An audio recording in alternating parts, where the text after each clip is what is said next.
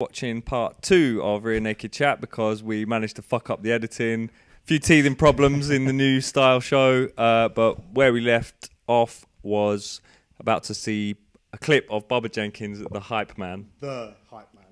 Then I can ball. Who the 10? Who got the belt? Who got the belt?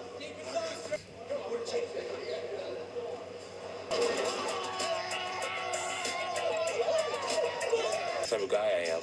You know. Show him, Jones. Uh-oh. Uh-oh. Uh-oh. Here we go. Straight down. Look at one side. Yeah. One.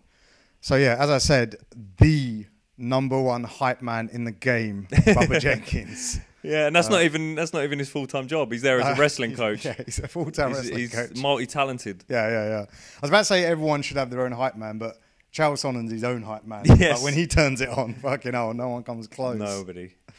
So yeah, this week we had who did we have fighting this week? Tor versus Josh Saman.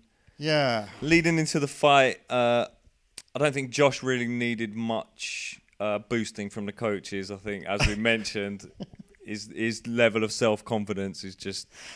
The man is running training sessions in the back garden after hours. Okay, that's what we're going to say. And it seemed like... Well, how many people were doing it? About 6 or 7 of them? Yeah, not all the team. But it still seemed at least 3 or 4 of those guys didn't really want to be there, but just got talked into it. He just wouldn't shut up. He probably come just on, said, guys, come on, guys. Just a little workout, just keep warm. Yeah, they're like, no, I'm just chilling, man. No, come on, man, come on. Getting them out there. So, yeah, he was fine. Chael, who so far we've been very impressed with his pre-fight psychology, speech giving to fighters. Worked very well last week with Kelvin. This week, I think he went the wrong way with Tor, really. Tor, a very subdued, very quiet, very non-emotional, almost Fedor-like character. I shouldn't really put him in the same sentence with Fedor, to be Why honest. not? He's the top 3 or 4 fighters in Europe. That's right, yeah. Ranked number 3, according to Luke Barnett. Yeah. Although I noticed, I noticed today Luke Barnett's nickname is, I think it's the European, it's something like the European Killer or the European Murderer. It's the European something. Oh, right, okay. So I wonder if Luke was almost trying to... Crowbar that in. Crowbar that in. 3 in Europe, yeah. You know, and I'm obviously European. I'm not saying what number I am. I'm just saying I'm the European Killer. Okay. Yeah, exactly. There you go.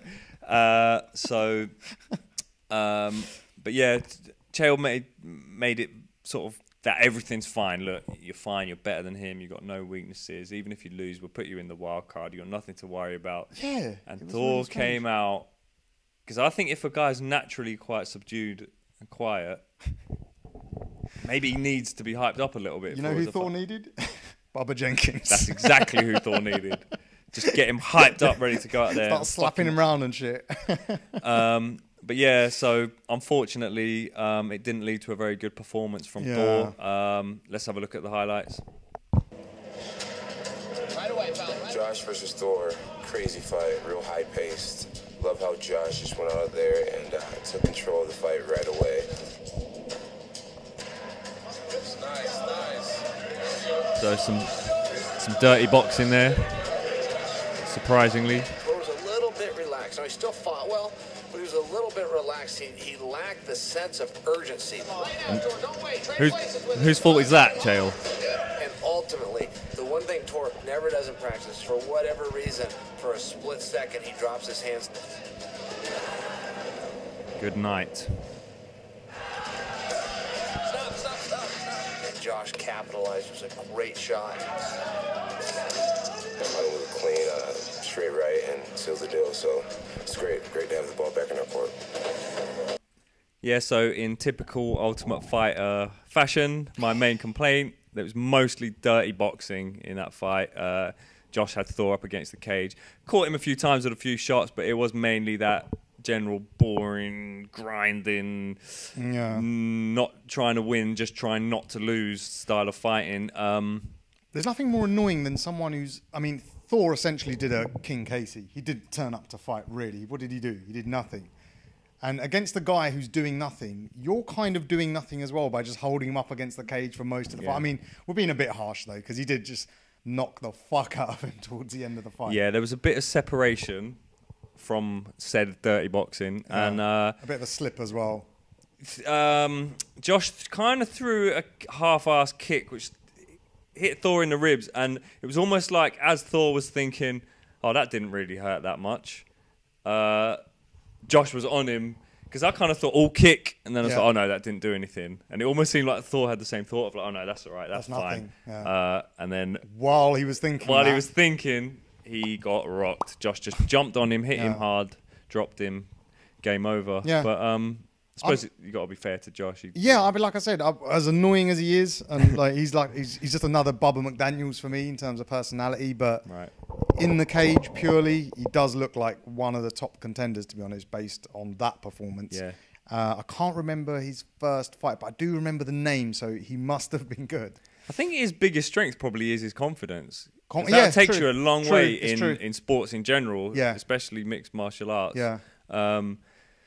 Just having mental strength. That's like, it's almost like it should be one of the factors that comes up when it's like a tale of the tape. Top trumps mental strength.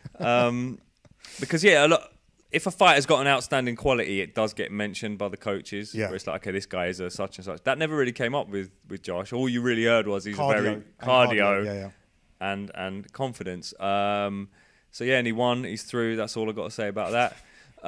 But 2 fighters next week, speaking of labelling their best attribute, we have got Clint versus Jimmy Quinlan, and it is a boxer versus a wrestler, which should make for a good matchup, I think. It's Balrog versus Abel. Nice. For all you Street Fighter fans out there. That's a good, very good reference. But yeah, that's an interesting match because Clint Hester's the #1 pick. And I remember his first fight, he did look very strong. Yeah, he's a beast. I don't remember Jimmy Quinlan, is it? Quinlan, yeah. Quite underwhelming. But, I mean, what normally happens when you get a boxer versus a grappler? Grappler tries to take him down. Yeah. And the boxer's going to try and maybe hit him in the face or something.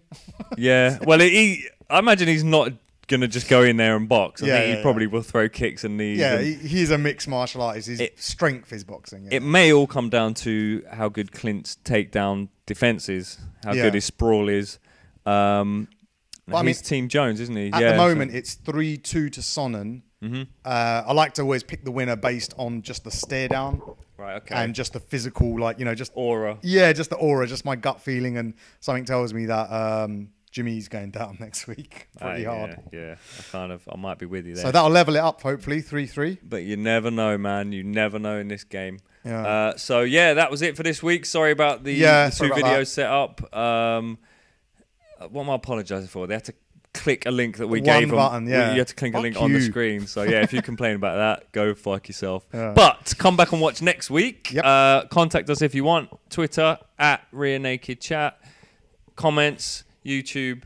And if you want to email us, rearnakedchat@gmail.com. And I think that's about it for this week. Thank you very much for listening. Bye.